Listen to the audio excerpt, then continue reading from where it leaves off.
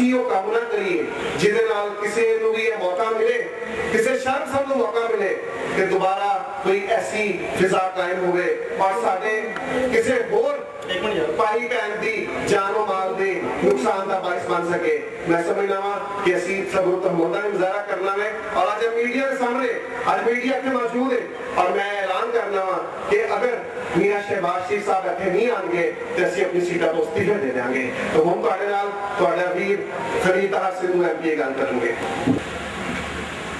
8वीं लाश जिहड़ा बुजुर्ग सी उस पिंड दे विच दादा शरीफ वो भी मर गया।